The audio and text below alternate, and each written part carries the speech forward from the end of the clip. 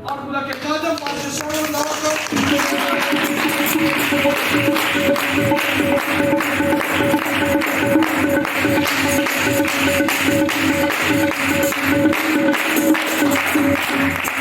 Praise the Lord, hallelujah. मेरे साथ मुकद्दस मरकज़ की अंजील निकालिएगा, उसका 11वां बाब पहली 10 आयत। मुकद्दस मरकज़ की अंजील उसका 11वां बाब पहली 10 आयत। मैं चाहूँगा कि बुलंद आवाज़ में अगर फी की हवाला पढ़े। कलाम हक का पढ़ना शुरू करता हूँ खुदावंद यीशु मसीह के नाम से। आमीन। जब वो यरूशलेम के नज़दीक जैतून के पहाड़ पर बैते फेगे और बैते अनिया के पास आए तो उसने अपने शागिर्दों में से 2 को भेजा और उनसे कहा कि अपने सामने के गांव में जाओ और उसमें दाखिल होते ही एक गधी का बच्चा बंधा हुआ तुम्हें मिलेगा, जिस पर कोई आदमी अब तक सवार नहीं हुआ, उसे खोल लाओ। और अगर कोई तुमसे कहे कि तुम ये क्या करते हो तो कहना कि खुदावंद को इसकी ज़रूरत है, वो फी अलफूल उसे भेज देगा। बस वो गए और बच्चे को दरवाज़ा के नज़दीक बाहर चौक में बंधा हुआ पाया और उसे खोलने लगे। मगर जो लोग वहाँ खड़े थे उनमें से बाज ने उनसे कहा, ये क्या करते हो कि गधी का बच्चा खोलते हो? उन्होंने जैसा यीशु ने कहा था वैसा ही उनसे कह दिया और उन्होंने उनको जाने दिया। बस वो गधी के बच्चे को यीशु के पास लाए और अपने कपड़े उस पर डाल दिए और वो उस पर सवार हो गया। और बहुत लोगों ने अपने कपड़े राह में बिछा दिए और उन्हें खेतों में से डालियाँ काट कर खिला दी। और जो उसके आगे आगे जाते और पीछे पीछे चले आते थे पुकार कर कहते जाते थे, होशाना, मुबारक है वो जो खुदावंद के नाम से आता है, मुबारक है हमारे बाप दाऊद की बादशाही जो आ रही है, आलने वाला पर होशाना। और वह यरूशलेम में दाखिल होकर हैकल में आया और चारों तरफ सब चीज़ें मुलाहिजा करके उन 12 के साथ बैते अनिया को गया क्योंकि शाम हो गई थी। हालेलुया। क्या मैं जान सकता हूँ कि आज हम कौन सी ईद मना रहे हैं? बुलंद आवाज़ से पाम संडे। अगर मैं कहूँ कि आप लोगों की ईद का नाम गलत है तो कोई चैलेंज कर सकता है? चलो मैं आपको कहता हूँ कि आप गलत है, आज आप पाम संडे की ईद नहीं मना रहे हैं। कोई चैलेंज कर सकता है?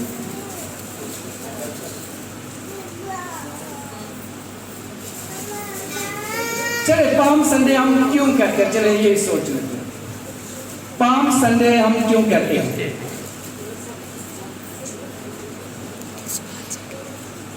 पाम संडे क्यों कहते हैं? चले खजूरों का त्योहार क्यों कहते हैं?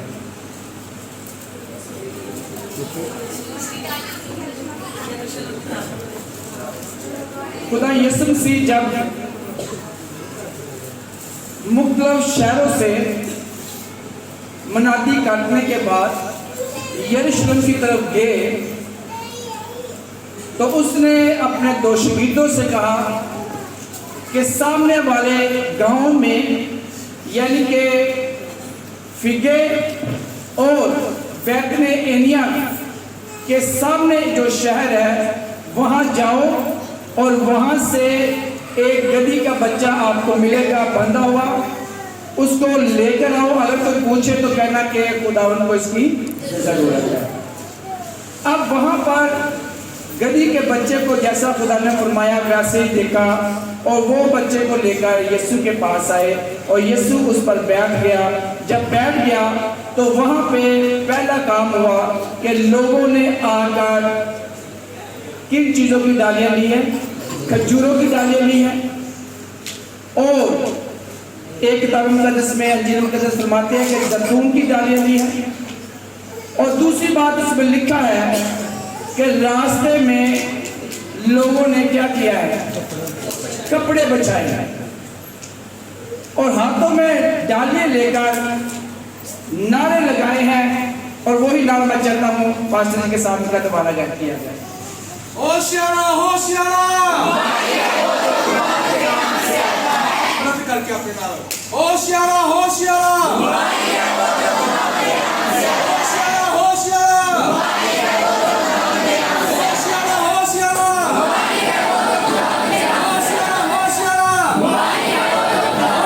होशियारा हालेलुया। अब सवाल मेरे ज़हन में आ रहा है कि ये ईद हम वाकई खजूरों की ईद मना रहे हैं?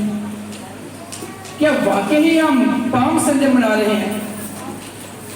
क्या ये ईद का नाम गलत नहीं है? हमने यीशु मसीह के आइंदा आने में दिनों में आने में यीशु के जीव उठने का दिन मनाना है, और हम कहेंगे कि अब्दुल मसीह जब पैदा होने का दिन आया था, ये साल जब मनाया तो हमने क्रिसमस कहा। लेकिन ये जो संडे पाम संडे है, ये हमारे ज़हनों में कभी सवाल नहीं आया कि ये वाकई जो नाम रखा गया सही है।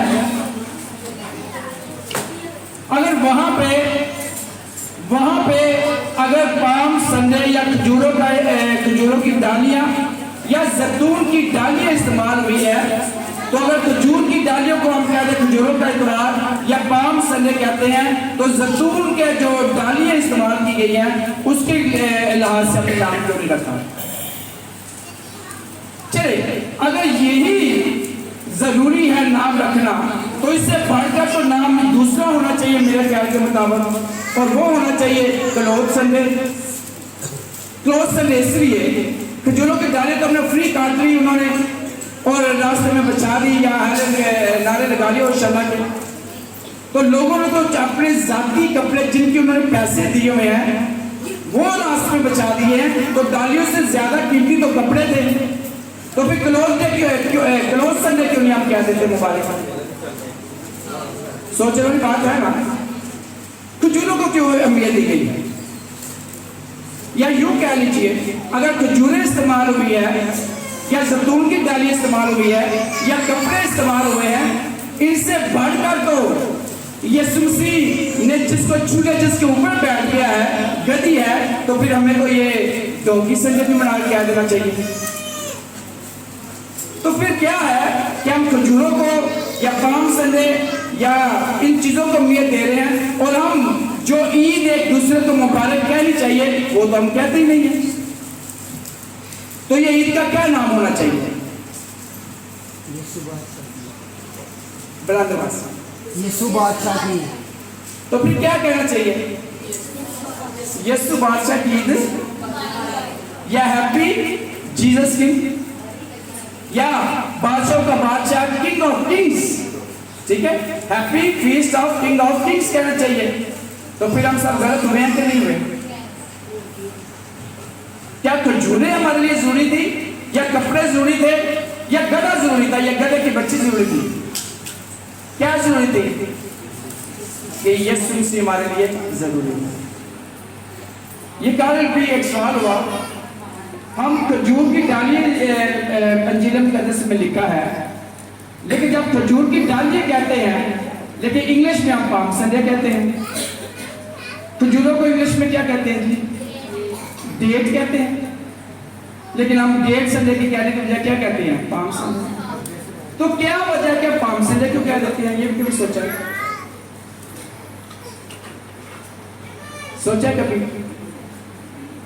यहाँ पे दो स्टूडेंट बैठे हुए हैं जिन्होंने 4वीं कर ली है। कौन सी क्लास में? बॉटनी, बीएससी बॉटनी में की है। बताएं, थोड़ी सी हिंट दे मुझे।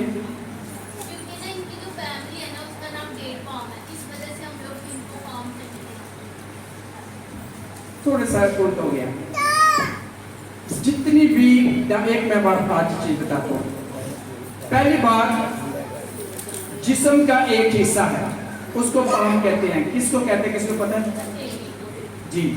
ये जो हथेली है इसको क्या कहते हैं? पाम कहते हैं। अब पाम इसको नाम लेकर इस दरख्त का नाम रखा गया पाम संडे। क्यों? ये इंसान की हथेली पे नाम रखा गया है पाम संडे। अब पाम संडे कौन सा है मैं बताता हूं।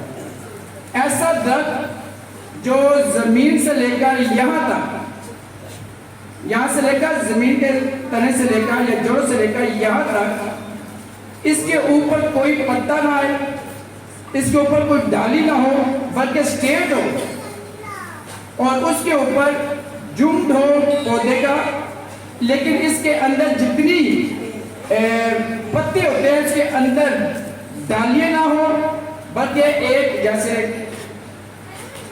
ये आखिरी होता है, ये है, इसके ऊपर कोई डाली नहीं होगी, बल्कि ये पत्ते की सूरत में सीधा होगा।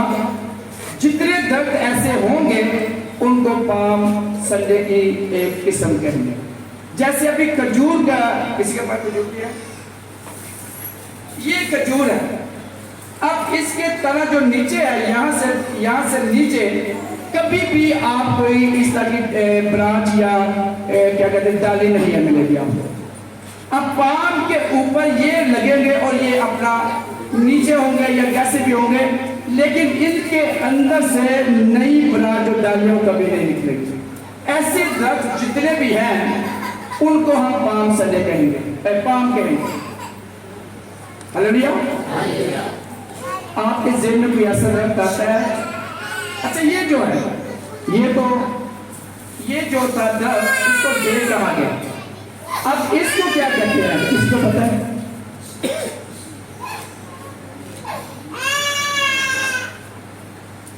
आम हम जो पंजाबी आप कहते हैं कंगी पाम, पता है?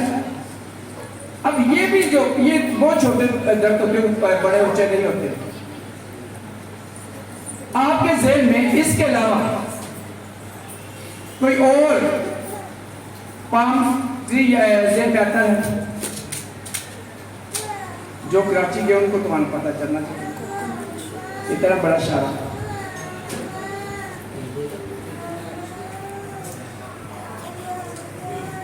पाकिस्तान में एक और बहुत बड़ा दरख्त है जिसे पाम ट्री में आता है, वो है नारियल का पौधा दरख्त। नारियल का भी दरख्त देखिए सीधा होगा और वहां पर ऊपर पाम होगा, पाम के जो ऊपर आ जाएगी उसकी एक ही पत्ता आएगा, ब्रांच कोई नहीं होगी, डाली कोई नहीं होगी। तो ये मैंने इसलिए बताया कि आपको पता होना चाहिए ये इतनी किस्में हैं, या ये खूबसूरत है, या ये है, इसका ये तना है, ऐसे ऊपर कुछ नहीं है, इसके ये पाम आया, ये सारा है। क्या इसलिए नाम लेते कि खुदा ने कहा कि मेरा तुम्हारा नाम मैंने अपने सहेलियों पर लिख लिया? हमारे लिए जो आज की ईद है वो ये ईद नहीं है। कौन सी ईद है? यीशु। तो क्या आप एक दूसरे को कह सकते हैं यीशु बादशाह की ईद मुबारक? यीशु बादशाह की ईद मुबारक। मैं चाहता हूं कि आप जहां किसी भी जगह जाएं, कहीं भी जाए, आप ये बोलिए, गलत ईद का नाम है वो हमें नहीं बोलना चाहिए। हालेलुया। तो कौन सी ईद मना रहे हैं? एक और चीज इसमें देखिए, बादशाह का बादशाह, बादशाह का बादशाह, बादशाह।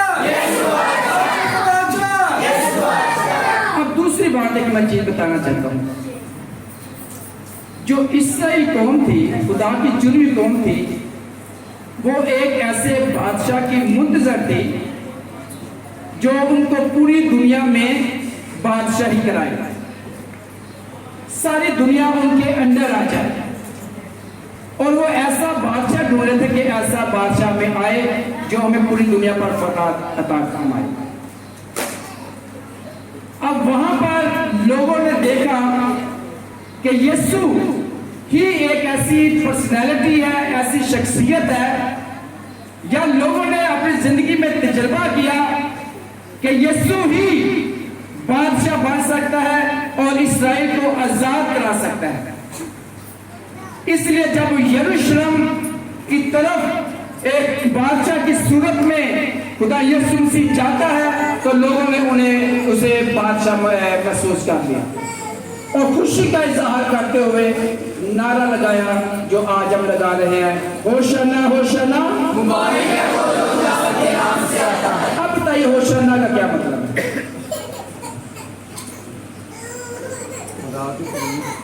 खुदा की तारीफ। लेकिन ये लफ्ज कब आया है? याद है मैंने बताया था कि मसीही लफ्ज कहां से आ गया? अंताकिया में सबसे पहले मसीही आए, तो लूका ने ये मसीही लफ्ज मसीह यीशु के पैरों के लिए मसीह कहां से निकाला ये बताया था। तो होशाना क्या था? एक भाई ने कहा क्या? खुदा की तारीफ। अच्छा, मैं इसके बारे में थोड़ा सा बताना चाहता हूँ। यीशु मसीह के पैदा होने से पहले का बात कर रहा हूँ। ये लफ्ज होशाना इस्राएल कौम में बहुत ज्यादा बोला जाता था। क्यों बोला जाता था? तो बता सकते? उस वक्त होशाना जब इस्राएल कौम मनाती थी या बोलती थी तो वो एक खुदा के हजूर दुआ के तौर पर ये लफ्ज इस्तेमाल करते थे। और उस वक्त होशाना का मतलब ये था कि ऐ खुदा तू हमें बचा। क्या था? ऐ खुदा तू हमें बचा। इसलिए जब ये कौम इस्राएल आ रही है, ये लफ्ज जो यीशु मसीह की पैदाइश पर बोले गए हैं, और मैं बार बार होशाना, जब यीशु मसीह पैदा हुए हैं फरिश्तों ने ये बोला है, तो उस वक्त से ये लफ्ज जो है वो मसीहत में आया है। और इससे पहले का मतलब ये है कि ऐ खुदा तो हमें बचा। अब जब यहाँ पे ये जो इस्राएल कौम गई है यीशु के साथ यरूशलेम में, तो इसलिए उन्होंने ये होशाना का मतलब ये नहीं किया कि खुदा की तारीफ हो, बल्कि ये कहा कि ऐ खुदा तू हमें बचा। लेकिन जब ये लफ्ज मसीहत में आया तो वही मतलब जो आपने बोला ये इकरार हो गया। बल्कि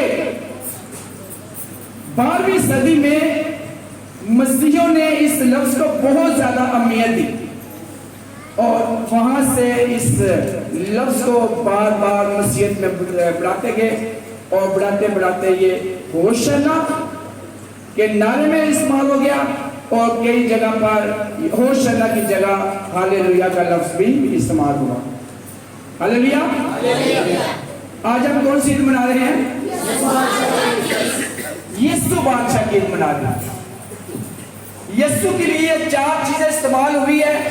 गधी का बच्चा, जैतून की डालियां, खजूरें और कपड़े इस्तेमाल हुए। लेकिन वो हमारी ईद नहीं है। हम ओलिव संडे नहीं कह सकते, हम क्लोज संडे नहीं कह सकते, हम पाम संडे नहीं कह सकते, हम डोंकी संडे किसी को मुबारक नहीं कह सकते, बल्कि हम कह सकते हैं कि यीशु बादशाह की ईद मुबारक। अब यीशु बादशाह जो है वो क्या है? जब इशाया नबी की किताब में पढ़ते हैं तो उसके लिए लिखा गया है कि वो अमन का बादशाह। मत्ती की अंजील में या लूका की अंजील में देखते हैं तो सुलह का शहजादा जो है वो यीशु को कहा है। अमन का शहजादा या अमन का बादशाह है वो यीशु है। और यहां पे मरकस की अंजील में लिखा है कि जिक्रिया ने एक पेशेंट बेटी है। जिक्र की किताब उसका 7वां बाब 7वीं आयत में मज़कूर है कि सहून के बारे में जिक्र है। सहून एक ऐसी जगह है, सहून एक ऐसी जगह है जहां पर दाऊद बादशाह के खानदान रहता था। उस महल या उस जगह के अंदर कोई दूसरा इवन के वजीर आला जो सिपाही जो भी होता है बादशाह की सीयत से, वो भी वहां पे नहीं जाता था, बल्कि सिर्फ और सिर्फ दाऊद बादशाह की नस्ल के लोग वहां रहते थे और उस जगह को सहून की जगह कहा जाता। और उनके लिए यह खुशखबरी थी कि तुम्हारे लिए एक बादशाह आएगा जो तुम्हें आजादी देगा। अब यहां पर जिक्र की जो पेशन गोई वो पूरी होती है कि यीशु एक बादशाह की हैसियत से सहून की बेटियों को पैगाम दे रहा है कि मैं बादशाह हूं और मैं यरूशलेम में आ रहा हूं। और यहां पर यह जिक्र है कि यरूशलेम को फतह करना पूरी दुनिया को फतह करना था। जब आप फलूसुसु के खत पढ़ते हैं तो खुदावंद के कलाम के मुताबिक ये शगीर जो है या पतरस जो है ये यरूशलेम में जाता है कि जब एक इंसान यरूशलेम में जो काम कर लेता है वो मुकम्मल हो जाता है तो इसका मतलब पूरी दुनिया में मुकम्मल हो गया। रात को सुप्रीम कोर्ट में फैसले हो रहे थे इस्लामाबाद में, यह कि जो इस्लामाबाद के अंदर फैसला हो जाना है वो पूरे पाकिस्तान को मानना है। इसी तरह जब एक बादशाह की हैसियत से यरूशलेम में जो दाखिल हो गया है वो बादशाह है, लेकिन अगर वो नेज़े के साथ, तलवारों के साथ, वेपन के साथ, घोड़ों के साथ, रथों के साथ या असले के साथ वहां पर दाखिल होता है वो अमन का बादशाह नहीं बल्कि वो जमीनी बादशाह है और जमीन को हासिल करने के लिए जा रहा है। लेकिन यीशु जो है वो अमन का शहजादा है, अमन का बादशाह है, सुलह का बादशाह है, प्यार का बादशाह है, मोहब्बत का बादशाह है। वो वहां पर सियासत करने नहीं गया, वहां पे कुछ चालाकी करने नहीं गया, बल्कि यरूशलेम को फतह करने गया है मोहब्बत के साथ, सुलह के साथ, दूसरों को उभारने के लिए, अपने तरफ खुदाम की तरफ लाने के लिए। ये है बादशाह बनकर जाना। वो हाथियों पर, घोड़ों पर या रथों पर नहीं गया बल्कि वो उस पर बैठ कर गया है जिसका मतलब ही उस जमाने में था, इस पर बैठ कर आओगे तो जंग नहीं होगी। अमन के साथ वो अंदर गया। अगर किसी जगह पर जंग के लिए जाते थे तो वेपन से लेकर जाते, हथियार लेकर जाते, लेकिन यीशु गधी के ऊपर बैठ कर गया है। गधी के बच्चे यानी कि वो अमन के आजिज़ी। मोस्टली हम गधे को क्या समझते हैं? क्या समझते हैं? गधा शिकायत कर इलाका, गधे वाले गला ना कर। गधे का क्या मतलब हम लेते हैं? दादा बेवकूफ।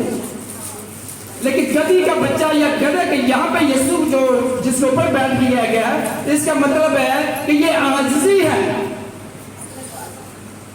जानवर में जितना काम गधा करता है कोई जानवर नहीं कर सकता। ये उसकी हलीमी है कि वो चुप करके काम करता है। तो हलीमी जो है यहाँ पे जो बादशाह है वो तलवारों के गरूर के साथ नहीं बल्कि हलीमी के साथ वहां पे गया है और बादशाह होते हुए वो मोहब्बत का, सुलह का, अमन का पैगाम लेके गया है, ना कि सियासत चलाने गया है।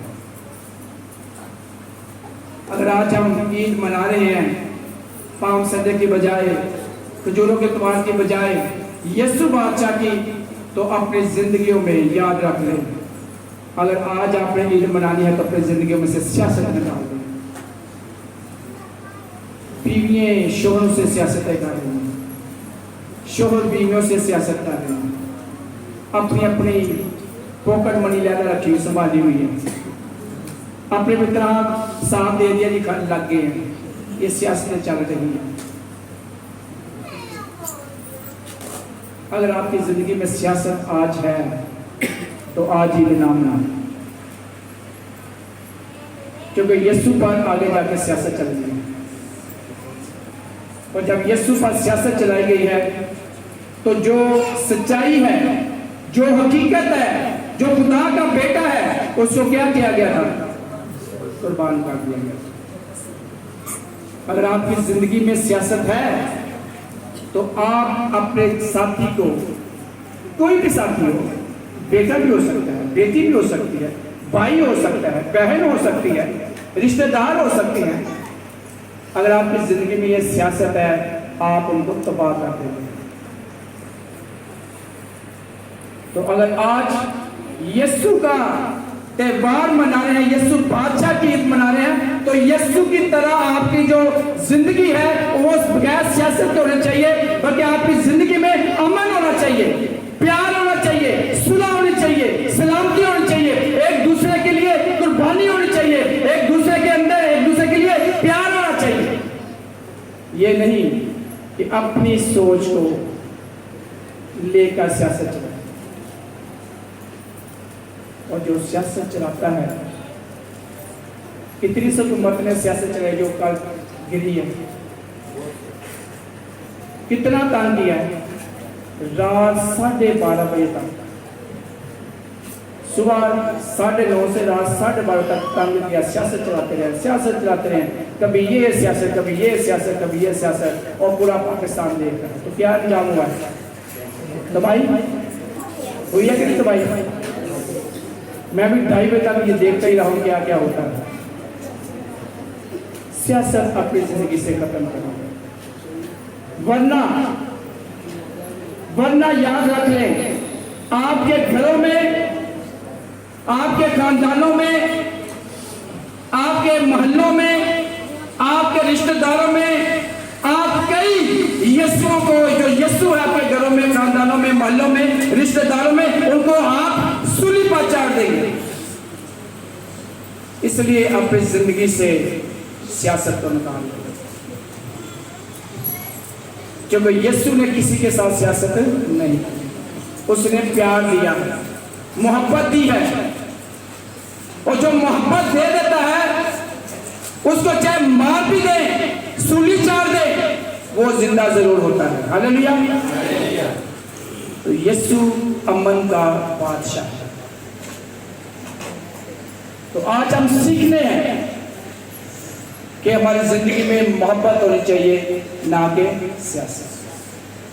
अगर सियासत चलाएंगे तो जिस तरह पाक जुमेरात को सियासत चल गई यीशु के ऊपर, तो वही हाल यहूदा सयूती आप बनकर करेंगे। कई आपके घरों में जो यीशु हैं उनको सूली के लिए बेच देंगे, उनको गिरा देंगे। कई बार यीशु रास्ते में गिरा, किनकी सियासत से? उसके अपने शागिर्द की सियासत से, अपने लालच की वजह से कि मुझे सब कुछ मिल जाए, मुझे पैसे मिल जाए, लेकिन अपनी जिंदगी से सियासत को निकाल दो। अगर नहीं निकालेंगे तो वही हाल आपका होगा जो यहूदा सयूती का हुआ,